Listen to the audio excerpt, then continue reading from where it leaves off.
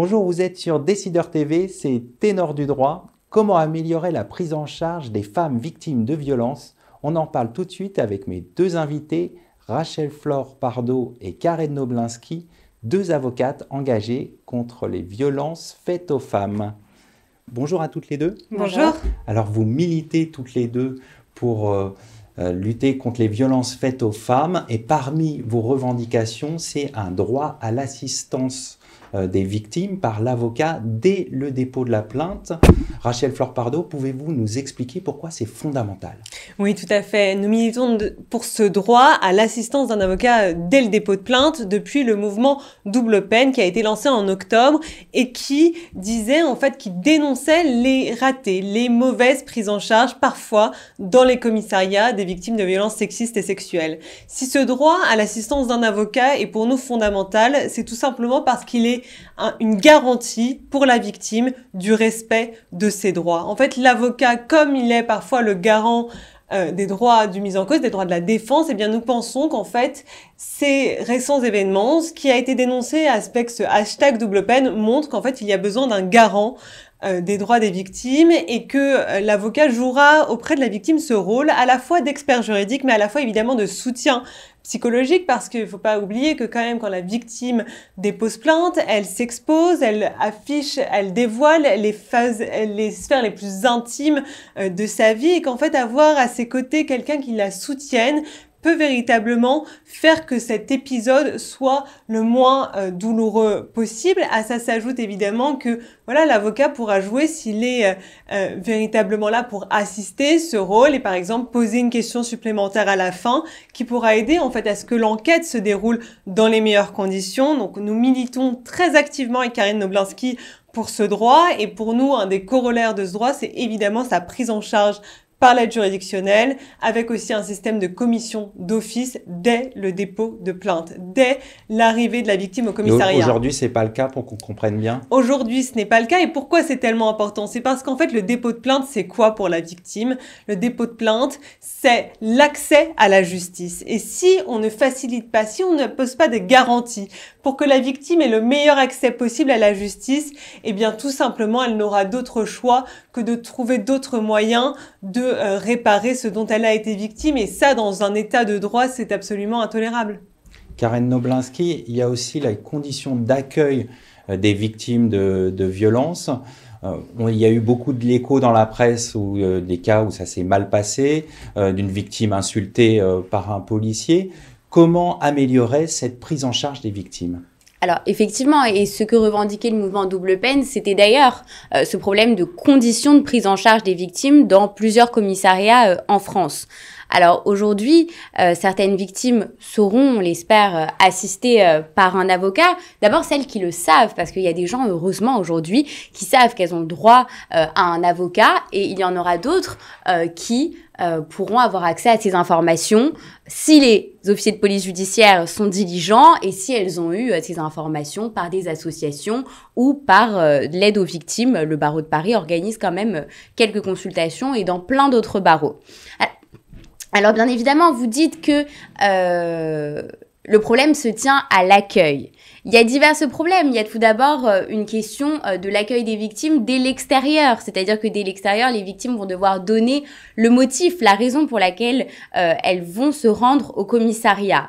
Deuxièmement, il va y avoir un second accueil où là, elles seront à l'intérieur du commissariat. Elles devront redonner la raison pour laquelle elles vont déposer plainte. Et enfin, cette troisième étape, si leur plainte est recueillie, et il faut rappeler que les officiers de police judiciaire ont l'obligation de recueillir les plaintes des victimes, que ce soit de jour comme de nuit, n'importe quel jour de la semaine. Et il serait très risqué d'ailleurs de renvoyer chez elle une victime qui pourrait se sentir là abandonnée par l'institution policière en lien avec l'institution judiciaire, qui pourrait être dissuadée par la suite de revenir déposer plainte, et ça nuit clairement à la sécurité des victimes. Il y a aussi ce problème dont vous parliez de confidentialité des échanges. Malheureusement, en France, les moyens de la justice et la promiscuité ne permettent pas qu'une victime, même pour des faits de nature criminelle, on ne peut pas les recevoir à part. On peut les recevoir dans une salle, mais à côté, il y aura sûrement une personne près de vous qui déposera aussi plainte pour un vol, pour une autre infraction qui n'est pas forcément une infraction qui présentera la même gravité. Alors c'est ce qu'on regrette aujourd'hui parce que vous savez, les victimes, elles doivent pouvoir se tourner vers la justice. Et pour se tourner vers une justice pénale, pour un accès au droit, vous êtes obligé finalement de passer par cette case du commissariat. Donc les officiers de police judiciaire font le lien aujourd'hui avec cet accès au droit, avec l'institution judiciaire et c'est la raison pour laquelle leur rôle, il est fondamental et il doit faire preuve d'exemplarité. Alors Rachel Flore, est-ce qu'il n'y a pas aussi un problème de formation des policiers? Il y a des choses qui ont été mises en place. Est-ce qu'il faut accentuer encore cette formation des policiers pour accueillir les victimes? Ce qui est absolument essentiel aujourd'hui, c'est d'intensifier et de généraliser les efforts de formation qui ont été mis en œuvre par le gouvernement. En fait, ce qu'il faut comprendre, c'est que avant ce quinquennat, avant les premières formations qui ont été mises en place sous ce quinquennat par le gouvernement aux violences sexistes et sexuelles et surtout aux violences conjugales, les policiers et les gendarmes n'y étaient tout simplement pas formés.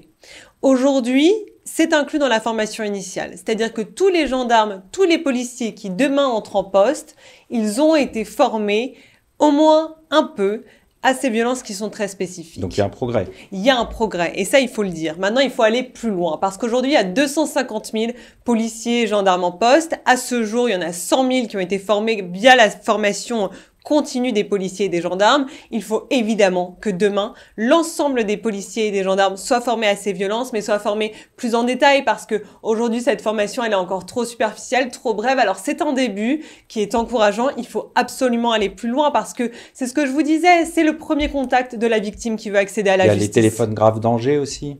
Oui, les téléphones grave danger, alors c'est autre chose. C'est une des mesures qui va permettre à la victime d'être protégée. En fait, c'est une mesure de prévention. C'est pour éviter, après des premiers signes de violence, éviter le drame, en fait, ces téléphones grave danger. Donc, c'est des choses qui ont été généralisées ces dernières années, que nous accueillons franchement avec optimisme et qu'il faut absolument développer pour que demain, la réponse à la fois policière et la réponse judiciaire soit bien plus adaptée à ces violences qui sont si particulières. Karen, pour conclure, quelles sont les pratiques qu'il faut changer? Alors, il y a des pratiques qui sont mises en place aujourd'hui qui sont, comme vous le disiez Rachel Flore Pardo, très adaptées. Vous parlez des téléphones grave danger, je pourrais aussi vous parler du bracelet anti-rapprochement, je pourrais aussi vous parler de plusieurs mesures de sûreté qui ont été mises en place par le gouvernement depuis le Grenelle qui s'est déroulé en 2019. Il y a énormément de dispositifs qui ont été mis en place pour protéger les victimes.